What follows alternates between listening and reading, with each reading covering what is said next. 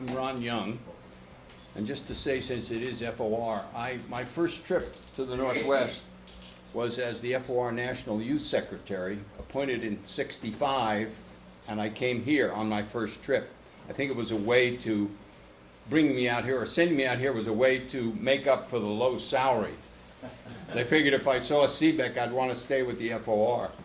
And there was something to that. So I was youth secretary at FOR from '65 to '72 during the Vietnam War. And I must say the FOR description of what the FOR did during the '60s, during the war, is woefully inadequate and biased in a conservative direction. The one in the brochure, and I say that out loud. If anybody wants to talk with me about it, be happy to talk with you. Carol and I and our son Jonah, named before we knew we were going to live in the Middle East, went to the Middle East, to Amman, for American, British, and Canadian Quakers in 1982. Stayed for 3 years with the assignment, which Quakers think is a job, of listening to people. So we traveled regularly in West Bank, Israel, Gaza, Egypt, Lebanon, and Syria, and lived in Jordan, and met people, government officials, but people from all walks of society, different views, of course, American representatives there, journalists, etc., and listened to their views about the Arab-Israeli-Palestinian conflict, and particularly with a particular interest in what could the U.S. do that might be helpful.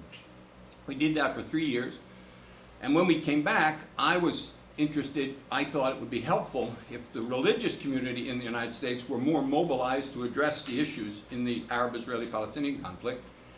And I had worked during the Vietnam War and in the Civil Rights Movement before that with Jews and Christians, and I knew many Muslims in the Middle East, but I had to be introduced to Muslims here because I didn't know any, but people who I knew Muslims. And so in June 1987, 50 Jews, Christians, and Muslims, many of them leaders in their communities, locally or nationally, met in Washington, D.C. To form what was called the U.S. Interreligious Committee for Peace in the Middle East. Having participated in that and worked interreligiously since then on this issue, I'm certainly aware, and anybody who follows the issue is aware, that there's probably more media evidence of how religion has complicated the conflict or fueled the conflict than there is media evidence of how religion is helping to resolve it. I think that's a media bias, but nevertheless it's also a reality that religion has fueled the conflict. And the first thing I'd like to do is just in a sort of sketchy way, inevitably sketchy, to say out loud ways that you think, whoever you are, you think religion, qualities about religion, teachings of religion, texts of religion, religious leaders, what they say about the conflict. How does religion, and now I'm thinking mainly here about the three Abrahamic traditions, Judaism, Christianity, and Islam. In fact, I think that all three could use a little bit of Buddhism in their approach to life. The Buddhists, know that not knowing is a very important quality. Jews, Christians, and Muslims tend to think they do know, which may be the first thing to put on this list. But what is it about religion that inclines religion, or at least makes religion accessible to people to use it to fuel the conflict or conflict? Say out loud some things. Authority, okay? And I assume that would be true probably in all three traditions, maybe in some different ways. Some things you say may be related to a specific tradition, and if it is, say what that is. In other words, something that Muslims do or Jews do or Christians do. Yeah. Peer pressure. Peer pressure, okay? Okay, what else? Religion's a, yeah. Revelation. Go ahead, fill that out. Exclusive. I mean, that we're it kind of. We're it. Right. Revelation. Revelation. Yeah. Oh man, if you know what it is, that's it. Yes. Well, actually, it's related to the last two. Belief that your religion is the Word of God. Okay. Equate with Word of God. Yeah. Yeah. Total dogmatism. Well, that's another word, but I think worth putting up there. Yeah. Say your name again, Sophia. Sophia. Yeah, Sophia. Go ahead. Absolute truth. Yeah, Absolute that's a truth good there. thing. Yeah, absolute Yes. truth. I mean, I hope we can do as well when we get And to can we resolve. see also one truth, like that, you One. know, that there's one truth. I mean, One truth, yeah. Or um, capital T truth. What else? Anything else? fear? Fear. Fear. Fear and reward. Oh. Fear and war. Mm. Ooh. Thank you, thank you. Mm. Yeah. I'm right. Yeah, I'm right. Yep, Got yep, that, that's got- yep. Yeah. I'm gonna throw in sexism. Mm. It's in there, that's for sure. Yeah. Political In the three hijacking. Abrahamics, And what, and what? especially in the three Abrahamics. Yep, I yep, think yeah. it- What'd you, Political hijacking. political hijacking of a religion. Yeah. Yep. I would say related to that is tribal conflict, Okay. intertribal. Nobody has said, yeah, go ahead. I just want to say that the Baha'is are an Abrahamic religion. Yes. I don't know if you knew that. Go ahead, but, And it's the fastest growing religion in the world. but Yeah. can you identify things in the Baha'i tradition that could be used for fueling a conflict? I think probably all of these, recognizing that that's how we've gotten to where we are, absolutely, yeah. Thank you. Xenophobia. I think, Xenophobia? Yeah. I think the idea that violence is efficacious, that God. Okay. God's violence or? sanctions, That's God God's violence. sanctions. Yeah, that's getting to the. Ignorance of their own religion. Yeah, well, that's, I mean, on the climate change thing, you really see that in spades, don't you? Yeah. Anybody else? Christianity, Hey, go ahead, yeah. yeah, Christianity, humans are supposed to dominate the earth. Aha, Domination. domination. Oh, that's, Doesn't it come down to misusing the words of prophets to well, support that's, the- of course, that's an argument, isn't it? I mean, that's an argument.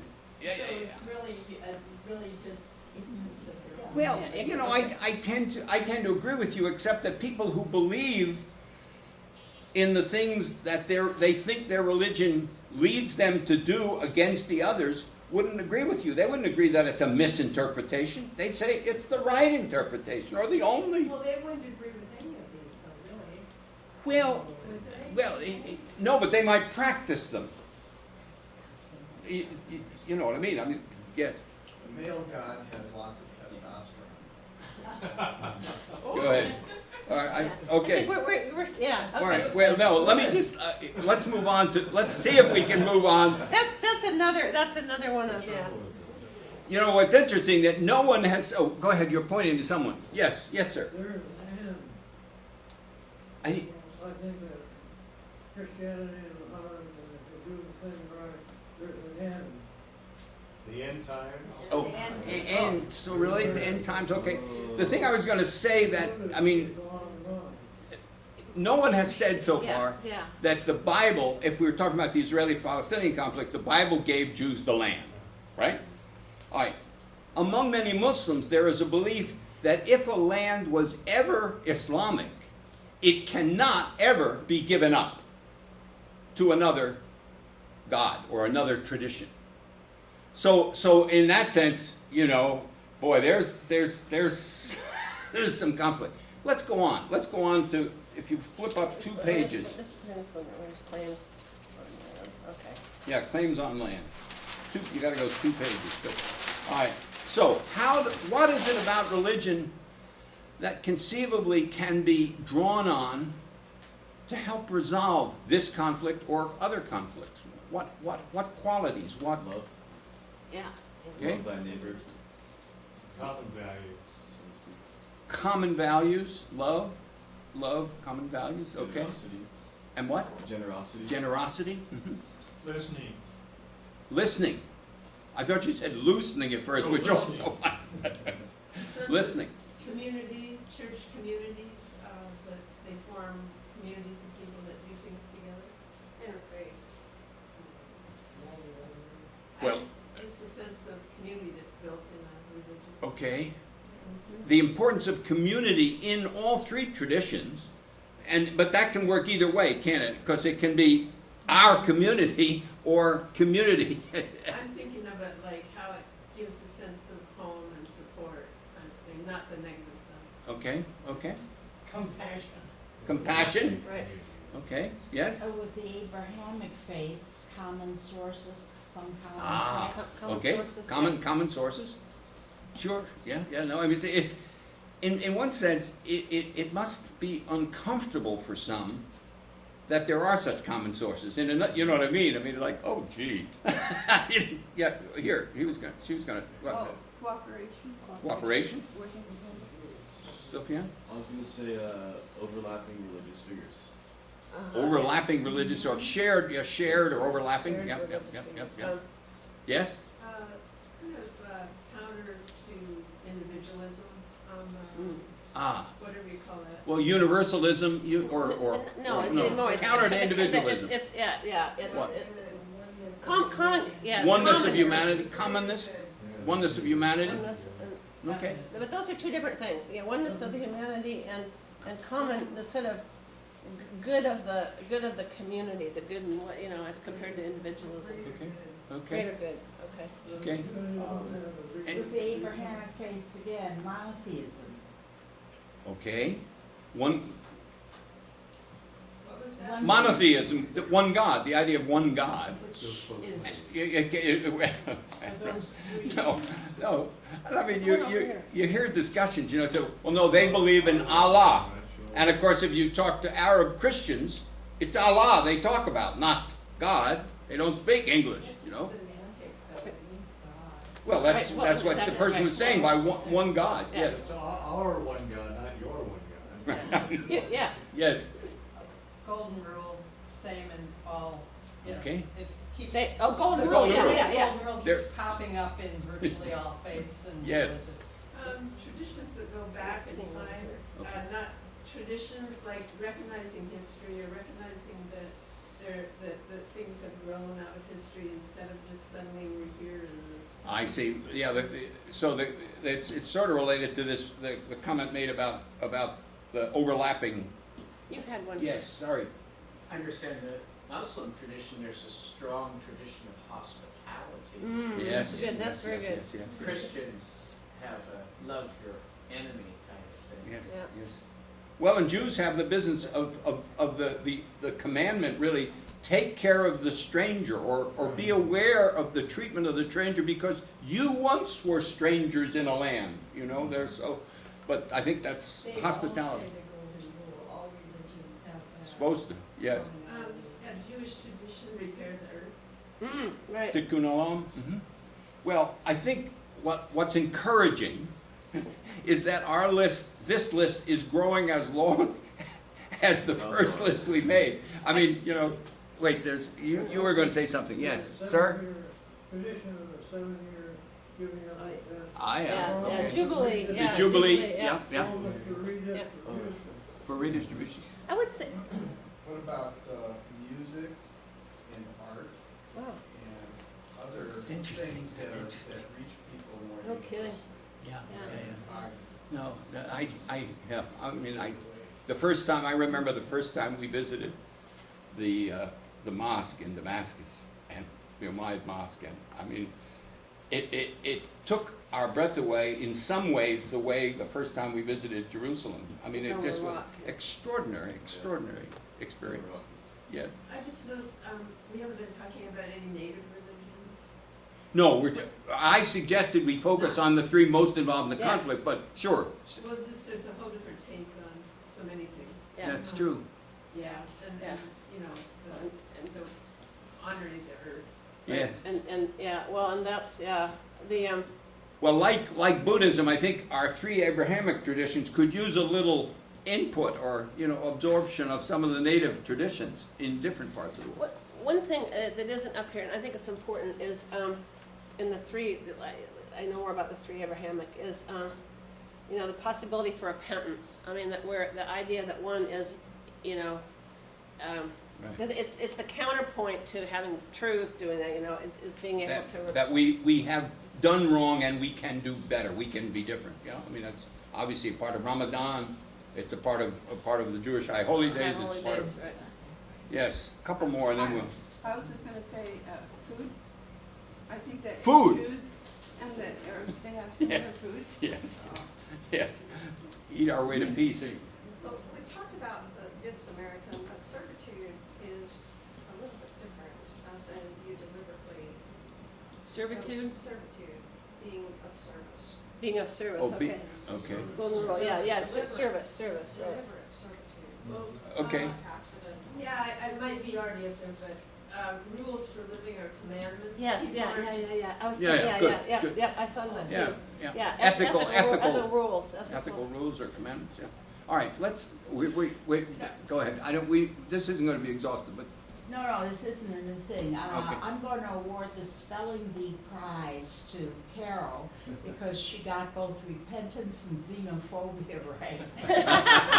right. Plus a whole bunch of other words. Oh, that's terrific, okay. Well, Last one. I think an important religious concept, actually, this was a theme in Barack Obama's eulogy.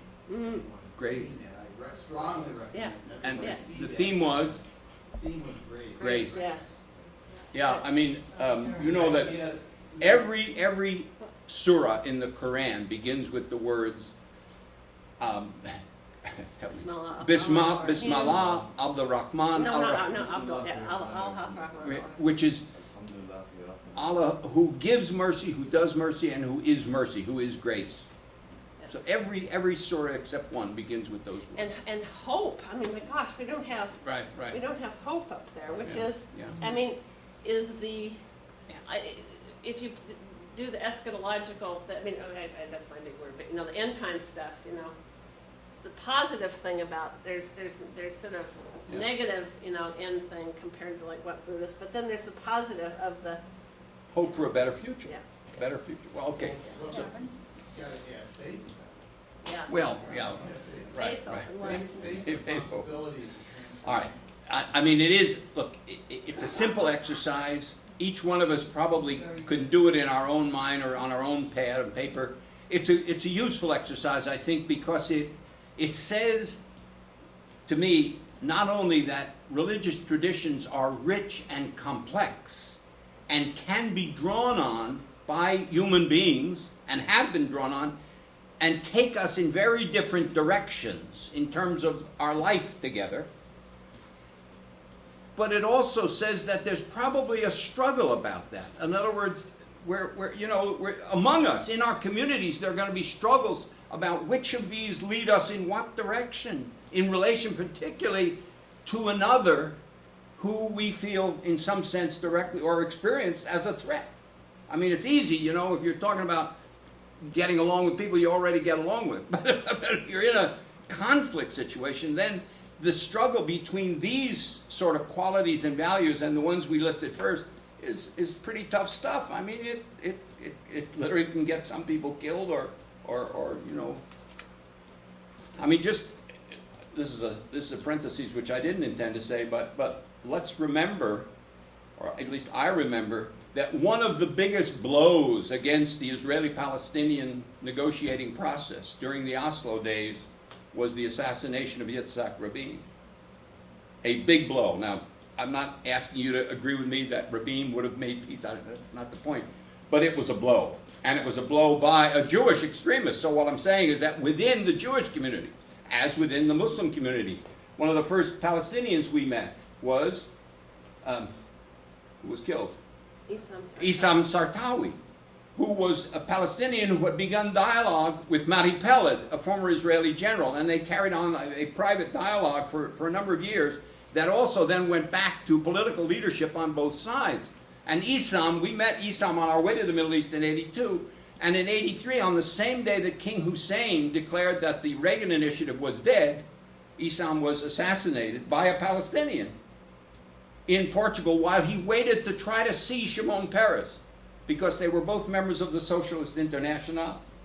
So the struggle within one of these communities over which list is more important, which values are more important, is a struggle that really can get very, very tense. All right, enough on that, but it's the context that the people there live with, and to some extent, as American Jews, Christians, and Muslims, we participate in.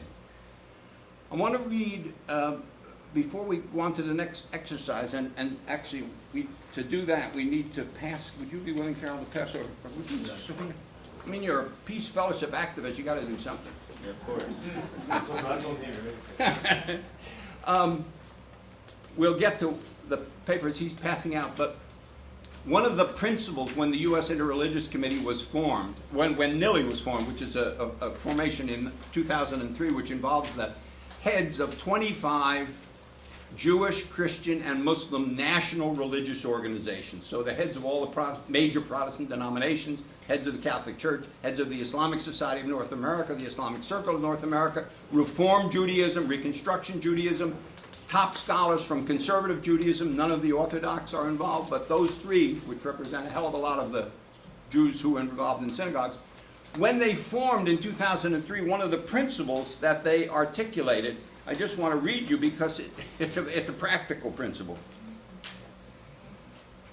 Recognizing and appreciating the deep, precious bonds many of us have with different sides of this conflict, Israeli-Palestinian conflict, and how these bonds sometimes cause us to have different and conflicting viewpoints.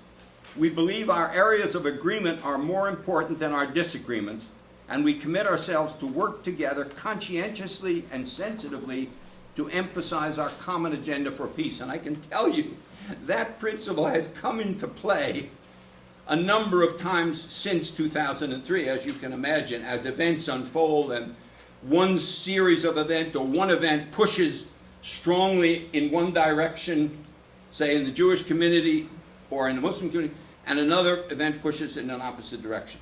What I'm proposed to do now is just to take a few experiences that I've had in doing this work since we came back in '82, but mainly this is since '87, and just ask for some comment from anyone who cares to about how do you take this or what does it mean.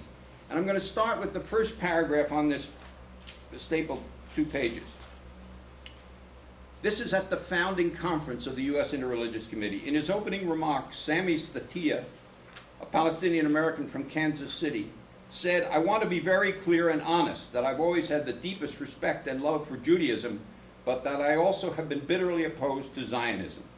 In his opening statement that came immediately after Statia's, Rabbi Arnold Jacob Wolf, from Chicago it happens, looked directly at Sami and said, "I very much want to work for peace with you, Sami, but I too want to be honest.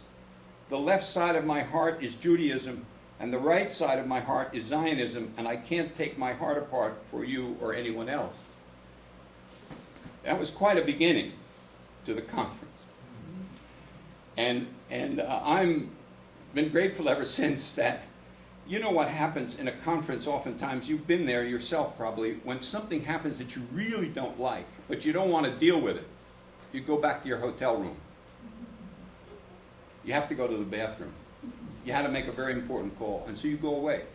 These two men, for whatever impulse or reason, went right to each other when that session ended, and surrounded by a small circle of other Jews, Christians, and Muslims, they began to talk very intensely.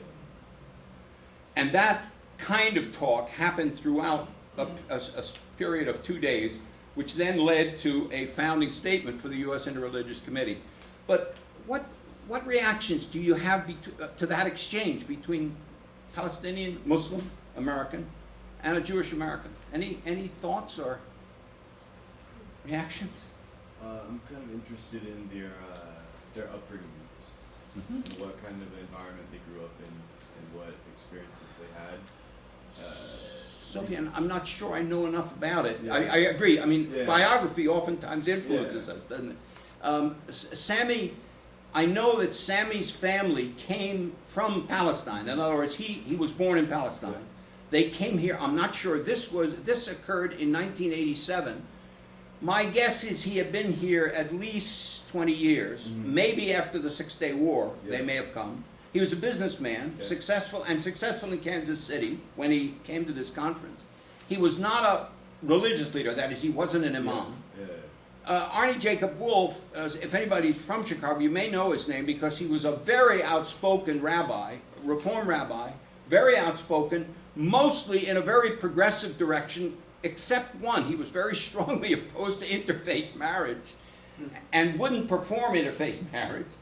And wrote about that intensely. So I say that just to say that, he was a complex guy, although on most issues, if you said Arnie Jacob Wolf, most Jews would say, oh my God, he's a raving progressive. And on this issue, he was very strong on Palestinian rights and Palestinian state and Palestinian recognition of recognition of PLO and so forth. In a positive or negative? Positive way, Okay. positive way. I mean, he was, so when he said, I want to work with Sammy for peace, I mean, and I remember when I sent out an original letter or something and I asked for feedback for making a brochure. I remember Arnie sent me a note that all it said was, God commands peace, therefore peace is possible. Because when he was stating his Zionism. the right side of his heart, he was stuck with Zionism, he can't pick it apart for anyone. Yep. And then he has his positive views on the Palestinian state. It's kind of conflicting, so I was kind Well, of it's like, curious about it. well, I mean, I think now, Arnie's passed on, so Yeah. he won't hear from me probably, although who knows how these things work. Maybe I'll get another note from Arnie, you fool. I'd never say that, but I think what Arnie would say is that I recognize the Palestinian people's right and need for self-determination as much as I recognize our Jewish people's need and right for self-determination. And our histories are different, but our right to self-determination as peoples, two peoples, are equal in importance. And somehow we must find a resolution of the conflict that reflects that. That's what I think Arnie would say. Yeah? I think that's a red herring. A I red think herring. that Israel is the third or fourth largest power in the world. Uh-huh. I think the question needs to be asked, the elephant in the room is, are you willing to share the land? Yes, yes, And you can ask that to a Jew, or you can ask that to an Arab, yes, Palestinian. yes, And if they said yes, yes. you resolve it. If they say no, you ask why not. Sure. No, you're absolutely right. And Arnie would say a loud yes to sharing the land. Absolutely. That he will not. I will not get a note from him on. He would say that, and obviously Sammy would say something The along. evidence says otherwise. Well, I'm not saying what has happened in the conflict. We were trying to figure out Arnie and Sammy here. Wouldn't Arnie also said that it was given to us? No, he wouldn't. He wouldn't use the biblical text in that way. He would not. In fact, he would say that's very dangerous to do, and it's extremist. That's what Arnie would say, and I've heard him on that also. Let's look at another. Let's go ahead. Well, I was going to say the people who would come to such a conference in the first place are already halfway people of goodwill and rationality. I think that's fair. And I think that there's a much bigger problem with the people who would adhere to your other page here. Sure. And even people of goodwill have a little of that rigidity here and there, have their little pockets of rigidity. Sure. I personally give up on the people who adhere to the first list. I think that, Yeah. I really don't think they can be reached. I think the problem is to reach a lot of people who are quiescent, Yes. who are basically people of goodwill, who have some rationality, but who aren't willing to throw themselves right into the dialogue. Just a word on who the people were, the 50 who came. There had been a meeting about, this happened in June 87, there was a meeting like in January, or something like that, of 87, out in Chicago, to which Arnie actually hosted it, because he was committed to this kind of work pretty strongly. William Sloane Coffin came to that, the head of the American Friends Service Committee came to that, and we sat around, Balfour Brickner, who was the Interfaith Director for Reform Judaism nationally, came to that meeting. We sat around the table, and I remember Arnie saying this. He said, if we start this organization with just this crew, 2 years from now we're going to have an organization of just this crew. We need to get people more centrist to come, leaders who are more politically centrist in their community, to come to this initial meeting if we hope to make a dent in our communities. And so we postponed having the meeting from then, January 87, until June. And by June we had, for instance, the head of conservative Judaism was there. The head of Reform Judaism, the vice president of Reform Judaism was there. Ted Hesburgh was there from Notre Dame. So we had a group that, when they announced this, several months later, by the way, they decided, not because they were chickens, I think, but because I think they were smart, they said, look, we 50 agree with this statement. Let's see if we can get 500. They were aware that it was going to cause a certain amount of flack in their communities. So we waited till till the next January, January 1988, which happened to be a month after the first Palestinian Intifada erupted in Gaza. And when we held that conference, we had 500 endorsers, and we had stories that appeared in the New York Times on page 3 and all across the country. So I think there was a wisdom in saying we've got to get more mainstream. Let's go on to another, more an anecdote in this case. Just that, turn the page, top anecdote. Rabbi Leonard Bierman, an outspoken advocate for justice and peace, by the way, from Los Angeles, just recently died, who supported a two-state solution, was moved by what he heard from the PLO leader. The PLO leader was Hani al-Hassan, who was one of the founders of the PLO. Rabbi Bierman said he looked forward to reporting the PLO leader's views to members of Leo Beck Temple, his large Reform congregation in Los Angeles. Then, in a relaxed tone, he asked Hani al-Hassan, Hani, he said, and by then people were using first names, looking ahead, say, 50 years, how do you imagine the relationship between a Palestinian state and Israel? Hani al-Hassan responded in a similarly casual tone. Well, 50 years from now, I don't really see Israel existing the way it does today. The response was obviously somewhat ambiguous. Clearly upset, Rabbi Bierman replied, ouch, I feel as if I've just been punched in the gut. He assumed that Hani's response probably meant that in the long run, Hani supported a one-state solution in which once again Jews would be in the minority. Then his friend, Rabbi Bierman's close friend, and they were like brothers, George Regas, who's Episcopal priest at All Saints Church in Pasadena, turns to Leonard in this meeting and he says, Leonard, I don't know why, I don't understand why, I don't know why you're so anxious. He didn't understand his response. Bierman then turned to his friend, George, and said tensely, George, if you don't understand my reaction, you don't understand much about me. These guys had worked together. In fact, their two congregations bought a hotel together in LA to turn into low-income housing.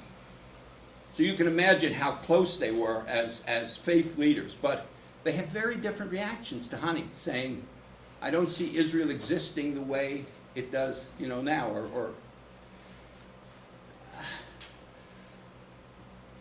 You hear, I had pause when Leonard first reacted the way he did, but then I sort of thought, I think I get it. The whole business of if there's going to be one state over that whole area, it's got to be a Palestinian majority. And that made Rabbi Bierman very nervous because he wanted Israel somehow to be still a majority Jewish state.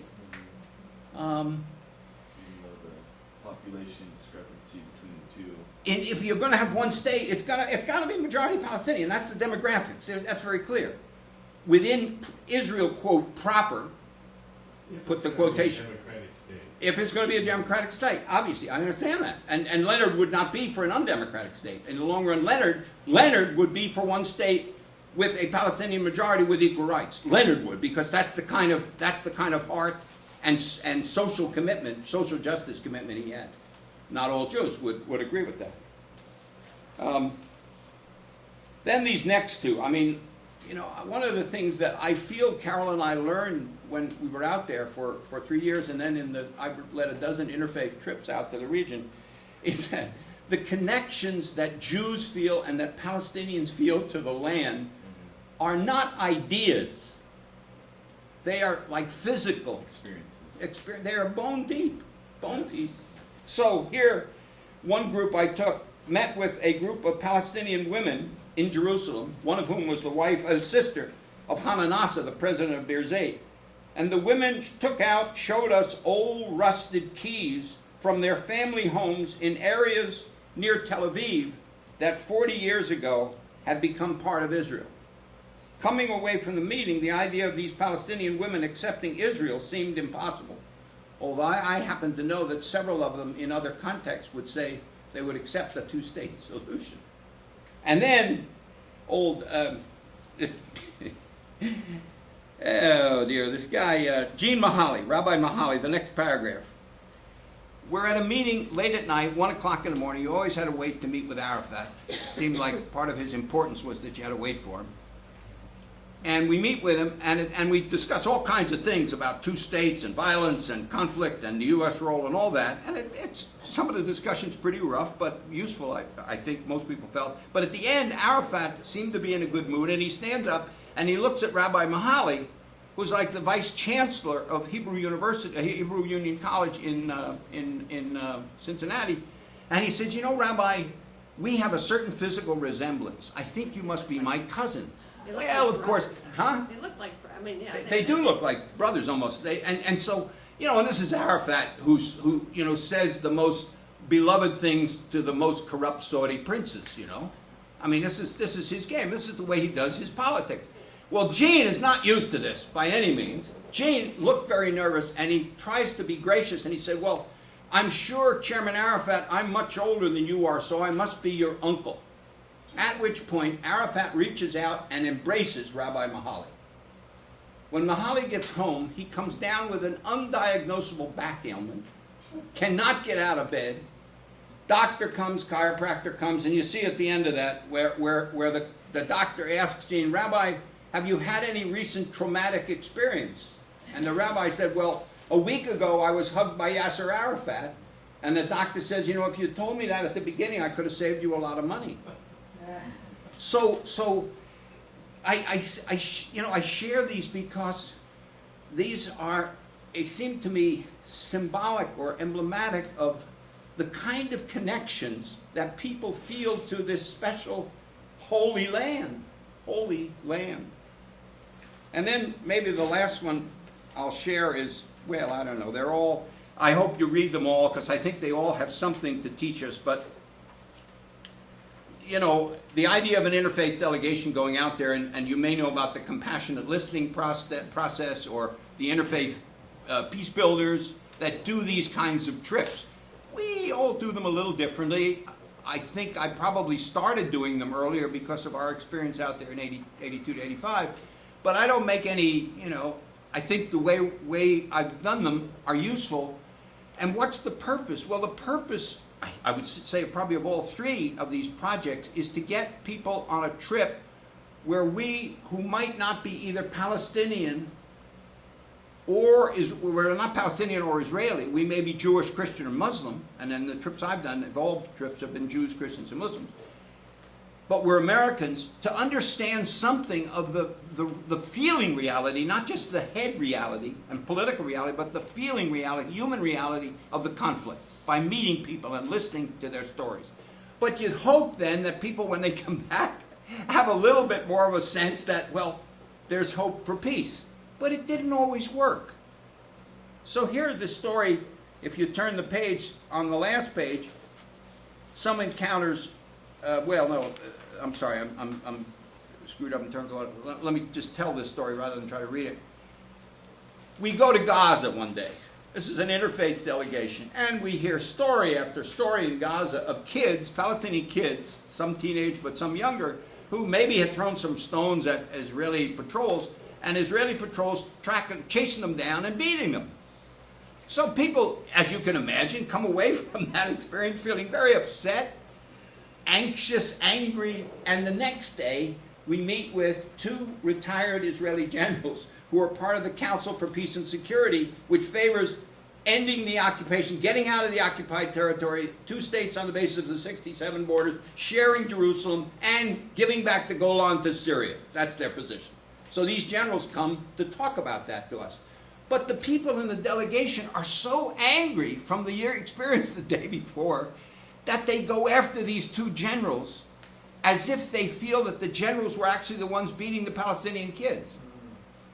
And so by the end of an hour's meeting, everybody in the room is frustrated, angry, some in tears, the generals wishing they had never met the delegation, you know, sort of on reflection thinking, well, maybe we didn't really hear what these generals had to say, which might have been encouraging, but it didn't work. Because the experience, one day's experience was so real and overpowering that the next day's experience, in a certain sense, couldn't work. Now, some of the encounters were sad, like the one on the last page, where we're meeting with a man named Mordecai, or Morala Baron, who was the executive staff for General Moshe Dayan, who's the one-patch Israeli general. But he was also, Morala was, one of the founders of Peace Now in Israel. And he's written a book about the history of the peace movement in Israel, which is quite a good and interesting book, published by the United States Institute for Peace, government agency.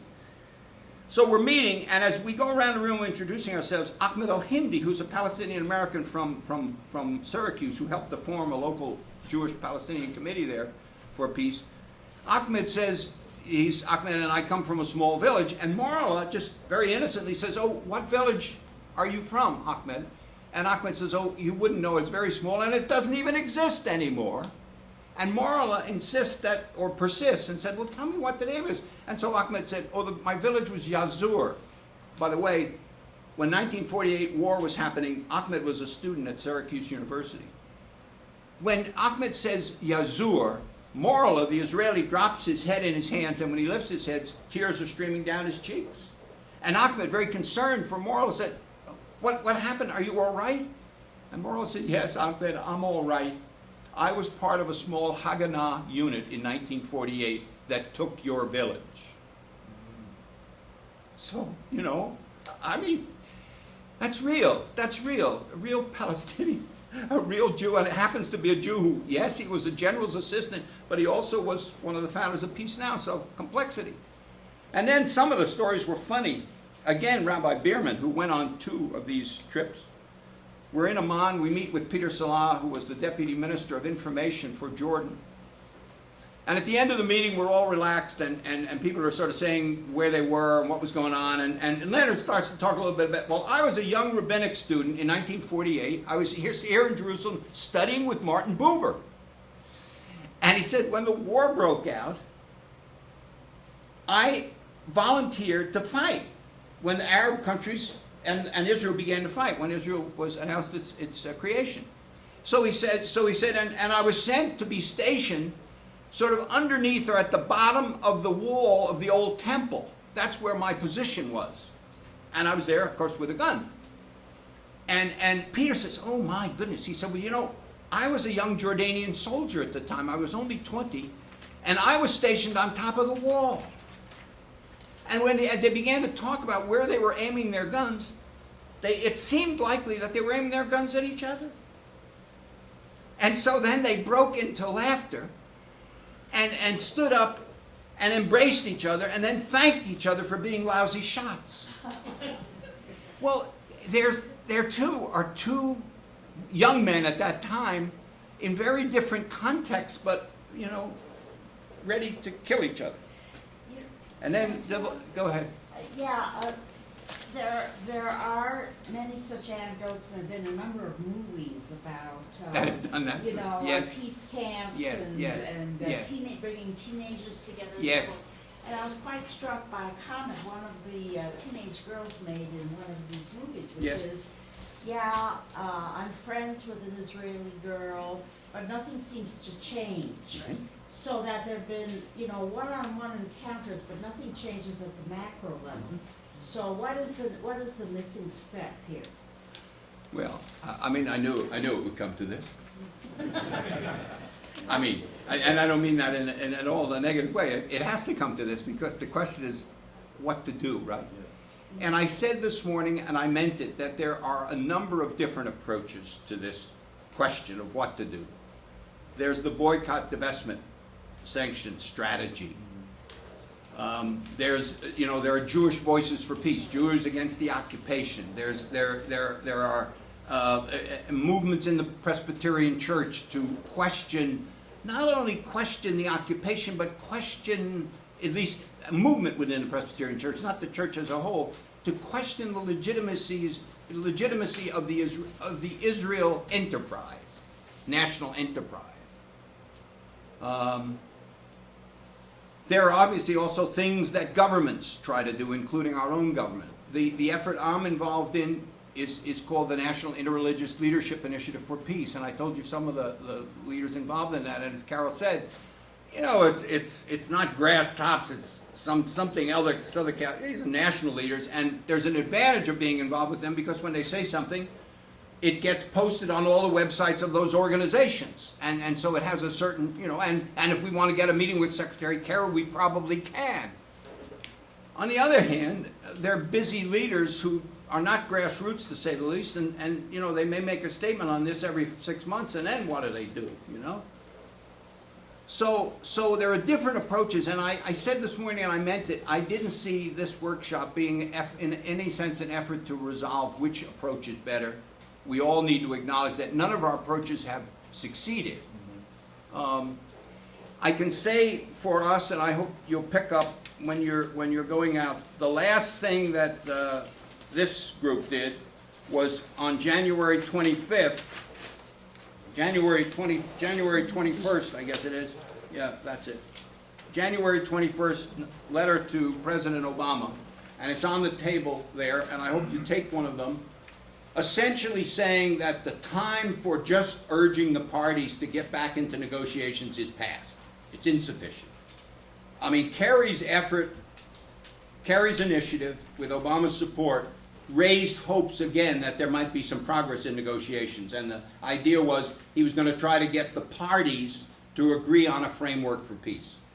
And it didn't happen. It didn't happen. Neither side was willing to sign enough of the compromise from their side to make an agreement. And since then, it's gotten awfuler. Awfuler in the sense that there have been no negotiations. Israel has extended more settlements into the West Bank. There were Israeli elections which have produced another, maybe even worse right-wing government than the last one, which was the worst in Israel's history. The Palestinian governance is still split between Hamas in Gaza and Fatah in the West Bank. So neither political leadership seems ready to engage in a process that would end the conflict. And the question is, does Obama have any chips left on this, or does he have any? Of course he's got chips. Well, okay. Some would. Well, he Good. used them. He's the president of the United States. I understand. I'm with you. Israel's only friend in the world. Okay. I mean, I'm with you. Not entirely, but I'm with you on. Of course, he has chips. What? Israel has other friends? I'd rather not argue that case right now. The question is, will he use his chips? Will he make one more effort? It's now complicated, I think, in a very important way because of the negotiations with Iran over the nuclear program, which I hope they result in an agreement, and I hope it's an agreement that has enough worthwhileness to it that it can be defended and sustained. It is also complicated, that is the business of what Obama does now, by the situation in Iraq and Syria and the wider Middle East, which, as we know, is not good. Let's say not good, and it's a very complicated and messy and a lot of pressures in different directions. What the U.S. should do about that. This letter says you need to make another initiative. You need to do it with Russia, the EU, and the Secretary General of the United Nations, and I would add, and possibly with the endorsement of the UN Security Council, where this group presents a framework for peace based on all the negotiations that they've had that have produced ideas for a solution, including sharing Jerusalem, including what to do about refugees, including what to do about borders, including all the issues that have been negotiated, that you present a framework to both the Palestinian Authority and to Israel and say, this is the framework, are you willing to negotiate for peace on the basis of this? That's what the leadership, these religious leaders are calling for. I think it could happen. From the last contact we had with the White House, they haven't decided what to do, and I think that's probably accurate, and it probably does depend on the Iran negotiations and what happens with that. But if they decide to make another push, I think our communities here need to be ready to really support very strongly in our communities that effort succeed. Yeah. So speaking of community support, yes, and looking towards more of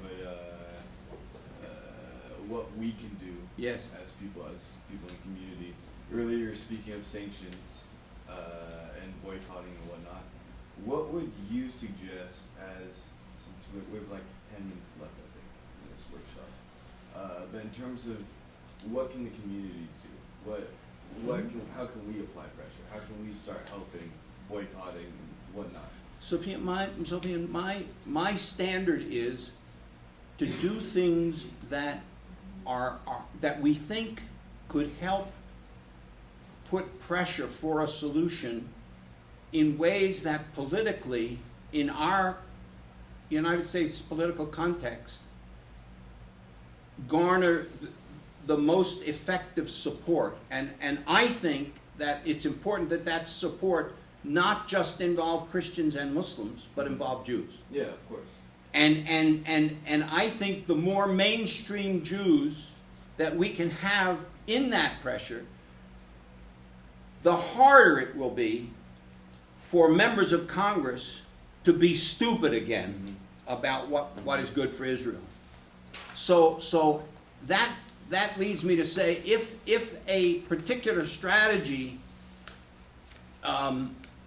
garners a fairly significant, what percentage, I can't give you a percentage, but significant support from what would say liberal rabbis, you can use that phrase, liberal rabbis, that's a better strategy than one that pushes liberal rabbis away. Yeah. That's sort of the standard, but that doesn't say what exactly is that, you know? It doesn't. But in a way, what I'm saying is if Obama decides to do something, that's probably what we should support. It's a big if, though. Well, I understand, but if he doesn't, whatever we're doing out here is not going to make much difference at all. No, exactly. Sometimes So you I'm gotta do wondering what you gotta do. how we can harness. In 1958, I chaired the Peace Committee, or Service Committee here. And I met with a Muslim journalist because the secretary wasn't able to go, and introducing him all around the British Columbia and so on. So we were there. I think it's important we don't do some things and put some pressure that are so hard that we won't be there when we're needed. And I don't think we're going to be self-determined when we're needed. I think I hear that. I think we all have to answer the question, for instance, about boycott, divest sanctions. What has happened in different communities about that, and how much support has it gained? How much potential support has it maybe pushed away? Where does J Street fit in? I mean, if you want to get very practical, that's a question. J Street is a new Jewish peace organization which has managed to gather a fair amount of steam and money. It's still not competitive with AIPAC, of course, but it's gathered a certain amount of money, an impressive amount of money and steam. So one way to look at it is J Street as a kind of bellwether. What's there? How do they react to different strategies? Because aren't we going to need at least J Street to blunt congressional inclinations to be so pro-Israel that they destroy Israel in the long run? Which is what I think is. I think that's what's in store for Israel. If Israel doesn't make an agreement with the Palestinians for some kind of two-state solution that's workable, I think Israel is finished, because then there is one state, practically. It's a state that is apartheid, given the realities, West Bank and so forth, and that's a state that can't last. It can't last. We know that. Well, that's what we have now. Well, we have it. We have it without it being. We have it without it being acknowledged. In other words, Palestinian life across the line in the West Bank is still considerably worse and apartheid-like than Palestinian life inside Israel, where they represent 20% of the vote. And as you know, in this year was the first time Palestinian citizens of Israel united in a common list that then Netanyahu went after in the worst racist way. But so we still have a division between what is the reality in the West Bank and Gaza and what's the reality in Israel.